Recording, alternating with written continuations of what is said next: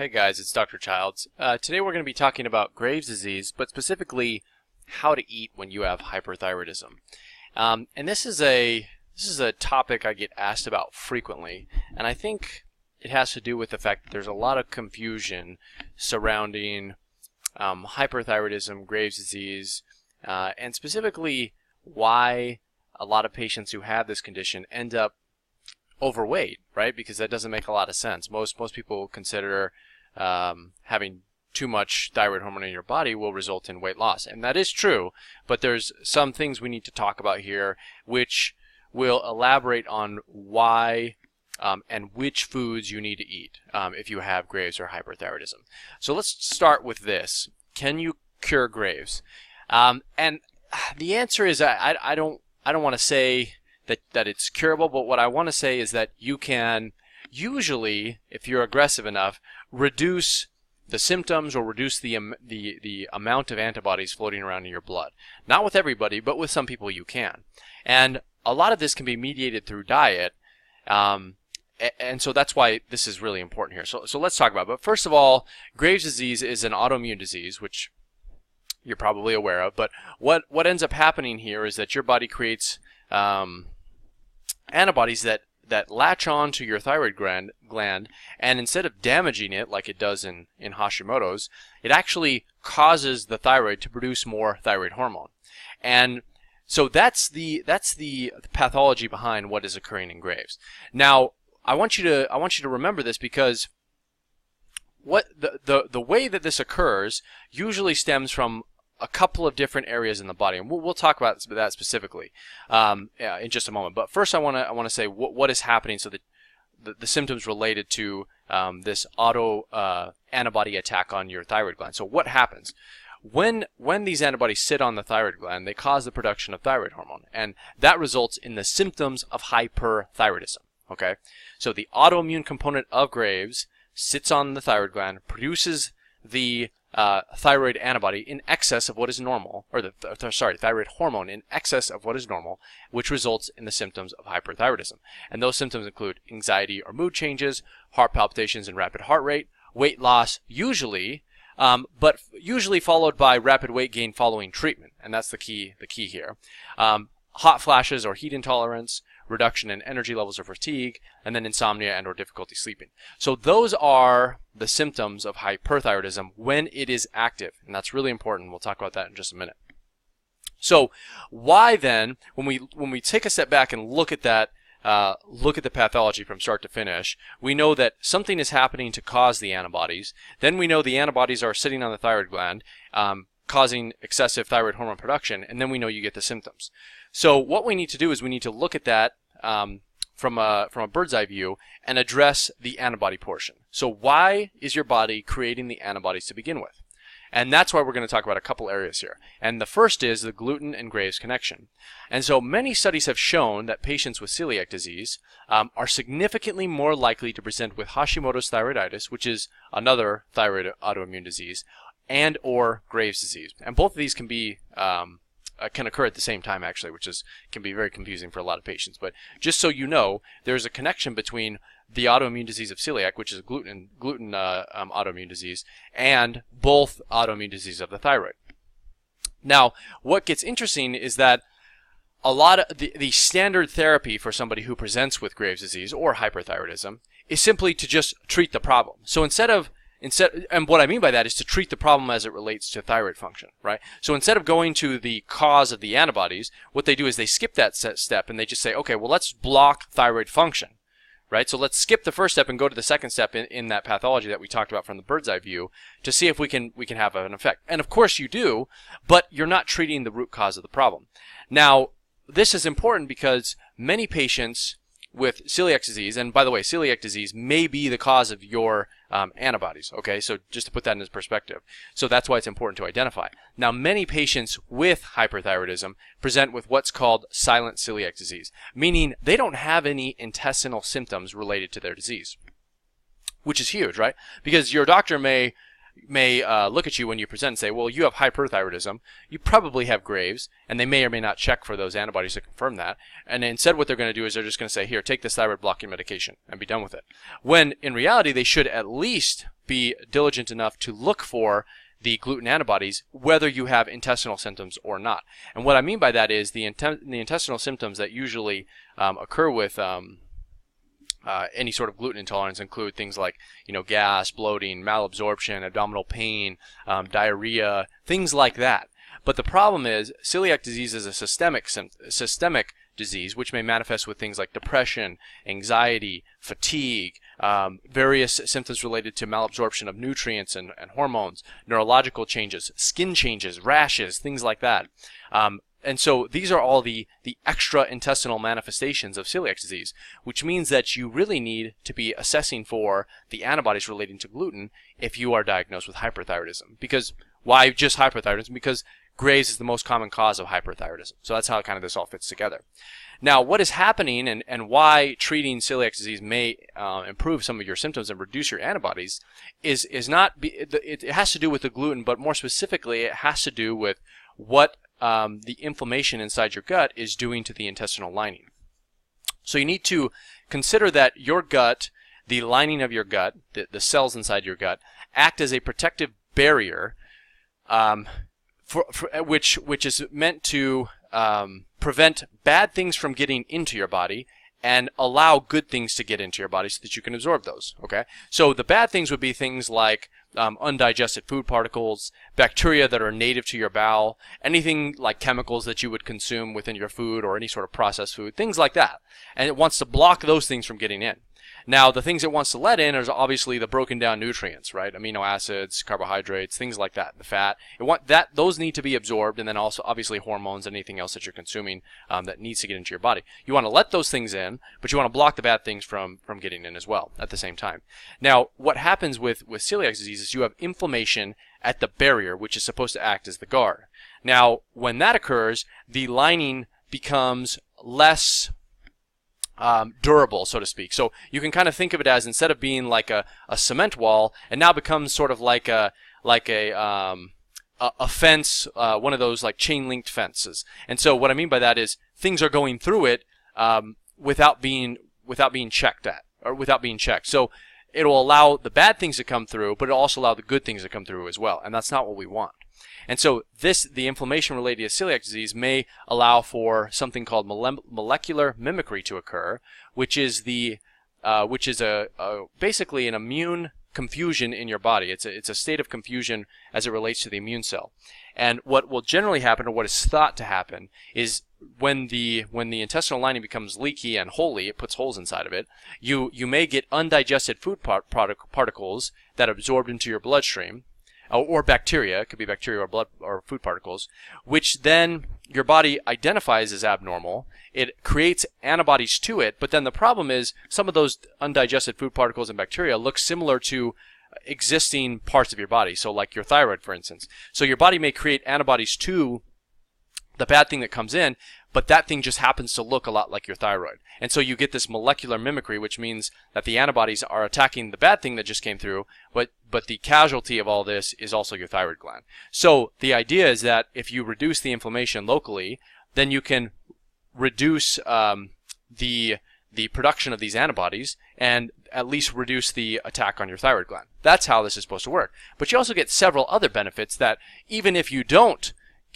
reduce your antibodies, you still might get other benefits, and those include increase in the absorption of nutrients, right, because you're healing that intestinal wall, increased absorption of medications like thyroid hormone. Again, this is all good. If there's inflammation, it's not going to do its job effectively. It may reduce the levels of systemic inflammation, but certainly local inflammation. It may improve intestinal permeability, which is, you might know this as leaky gut. And then it also might reduce the production in autoantibodies in certain people and conditions. So it's really, really, really important to assess for this if you have Graves or hyperthyroidism. And you can do this very easily. You can do this by checking for tissue transglutaminase. That should not be a G there. That needs to be a tissue transglutaminase. So you can see it down here. And then also gliadin peptide antibody. Again, these are very simple tests that your doctor should know about. And I've given you an example of what it looks like when it is elevated. The second thing is, I usually recommend that if you have Graves' disease, that you get assessed for food sensitivities. And the reason is simple. The same process that we just described with gluten and celiac disease can occur if you have food sensitivities.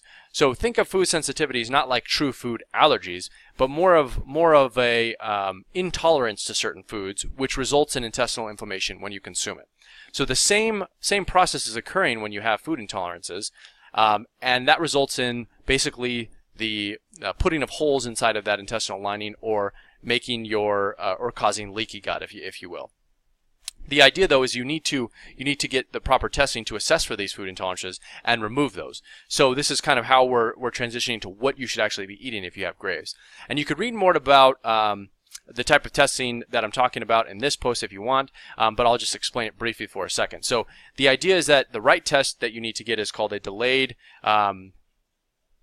IgG food sensitivity test. And this is actually assessing for IgG antibodies to certain food groups. And then it's very simple. Once you know what you're reacting to, you remove those foods, and then you go from there. So the two things, if you have Graves, that you want to do is you want to assess for gluten or celiac disease by assessing for those gluten antibodies, and you want to assess for any food intolerances.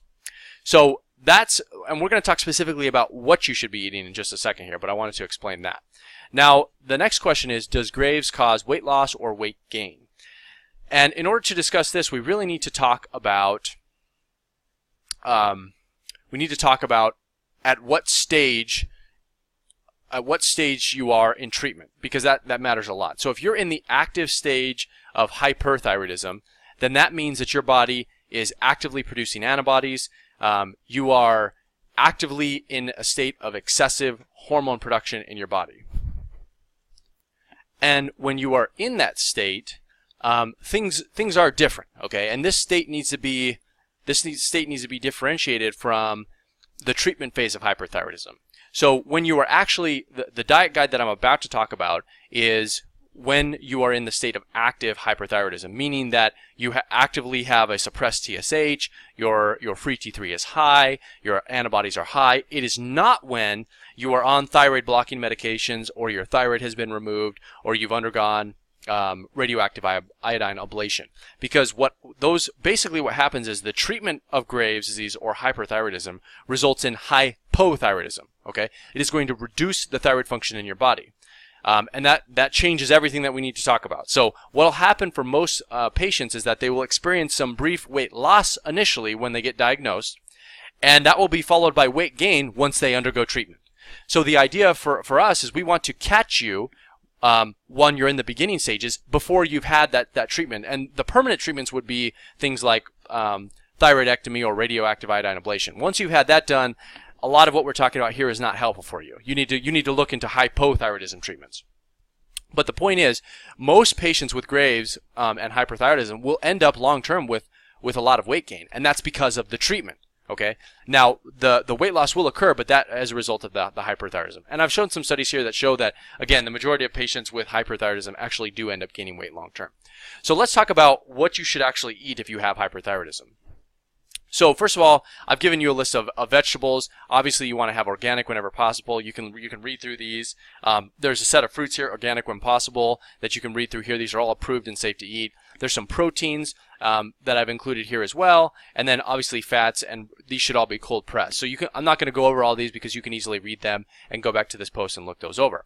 I will talk about some general guidelines of things that you want to be following though. So first of all, I do recommend that you avoid gluten. And these are all going to be things that you should be avoiding because this will help with your hyperthyroidism long term. So number 1 is gluten. Number 2 is dairy products. Now I do recommend you remove dairy products for at least 60 days. The reason is because a lot of people are intolerant to them, especially if they have gluten intolerance or food sensitivities. Your intestinal lining just becomes very sensitive. The next one is refined carbohydrate like breads, things like that. Those will be removed anyway if you remove gluten, but they're worth mentioning. You want to also be removing any sort of inflammatory fat or industrial seed oils. The reason is because these will cause some inflammation in the body. And it will make worse any existing local inflammation that exists in your GI tract, and it may cause high CRP, high ESR systemically as well. You want to also be removing or avoiding any processed foods with preservatives. So you want to, if you're looking at the back of a label and it has ingredients that you can't pronounce, you want to get rid of it, right? You just don't want to be eating stuff like that. You also want to be avoiding alcohol and then, of course, sugar. So if you combine these, if you avoid this stuff and you eat these things, you'll be doing a lot for your body. This can be done without even checking for celiac disease or without checking for food sensitivities. But a lot of these things will be helpful right off the bat. Now, it might not be sufficient to completely remove everything or to reduce your antibodies to zero, but it will. There's the good chance that it will at least help you symptomatically. So, again, now if you remember previously, I mentioned that there's a difference between hyperthyroid patients who have gone through thyroidectomy and RAI and those who are actively being treated with just something like methimazole. And so if you have undergone if you're post-thyroidectomy or if you're post-radioactive iodine ablation, then you currently have hypothyroidism and you need to eat a little bit differently. So I only mention that because you're going to want to check on this post, which is the link is down here, and this will go through the hypothyroidism diet guide. Because again, you had hyperthyroidism, right? But the treatment of your hypothyroidism in Graves made you hypothyroid. Okay, and so that's why this is important. The other thing is you probably want to also couple any dietary changes with some specific supplements that will help you do a couple things. So number one, you want to take supplements to help promote normal intestinal health. You want to take supplements to cool down any inflammation in your body, and you want to take supplements to improve and ease your immune function. Okay, so let's just talk about those really briefly because these can all be synergistically combined with any dietary changes that you actually make. So the first would be probiotics, and you're specifically going to want a high dose. Now, probiotics are very helpful because they can help normalize intestinal microflora, they can reduce inflammation, and they may even promote or change caloric absorption, so which is a good thing actually. If you want to take, you can see the recommended brands of probiotics that I have here by clicking these links, but probiotics are a big deal. The next thing would be L-glutamine plus DGL. So L-glutamine is a very important nutrient as it relates to the building up of the intestinal lining inside of the GI tract. So if there's any sort of intestinal inflammation, you're going to want to be using L-glutamine to help rebuild up the structural integrity of the lining of your GI tract. So that's why it's very helpful. And DGL kind of just helps everything, helps soothe inflammation locally and helps reduce that local inflammation.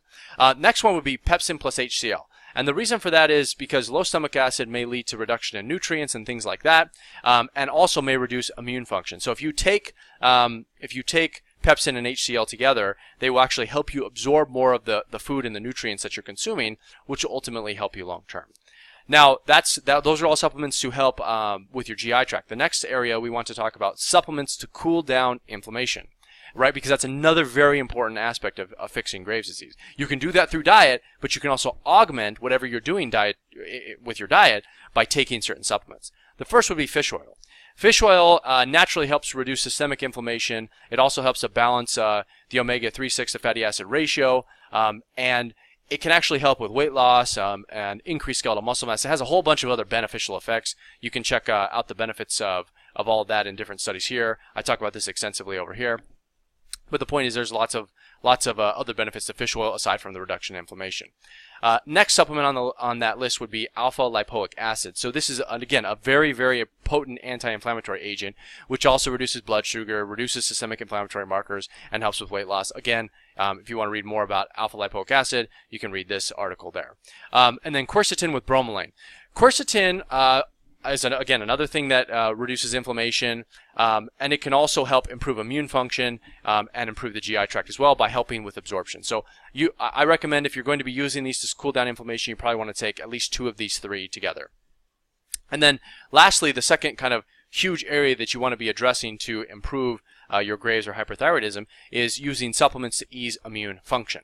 So first would be zinc, and that specifically zinc picolinate or zinc bound to picolinic acid. The reason for that is that has the best and most superior absorption of all the zinc formulations. But basically, zinc is very important for, it plays a very important role in the immune regulation or immune function just in general. It also happens to be anti-inflammatory and acts as an antioxidant. And a lot of people are deficient in zinc. So I do recommend that if you've never taken zinc before, there's a good chance you're zinc deficient. Next one would be selenium. So selenium also improves thyroid function. It can also directly reduce thyroid antibodies by itself. And so it's required for naturally for the immune function as well. And so it's another beneficial nutrient to take. And then the last one is vitamin D3 and K2. So I always just recommend you take K2 with D3, but specifically we're talking about D3 here.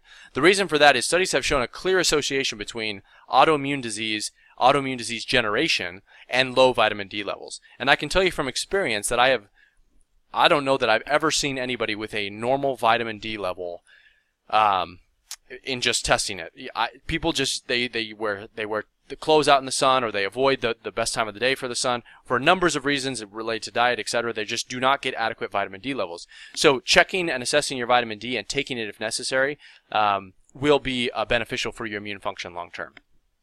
And that's pretty much it, guys. So we have a lot that we discuss here, and it's kind of a complex topic, and that's why I spent a lot of time on this. So the point is, if you have hyperthyroidism or Graves, you need to assess.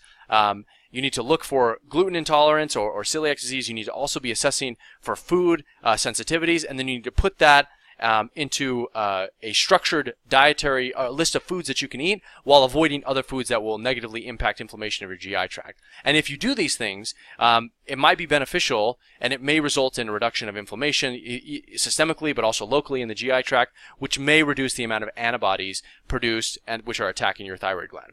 Now, remember, this needs to be hyperthyroidism that isn't treated is different from hyperthyroidism that has, if you've undergone thyroidectomy or radioactive iodine ablation. So just remember, these are two separate things and they need to be treated differently.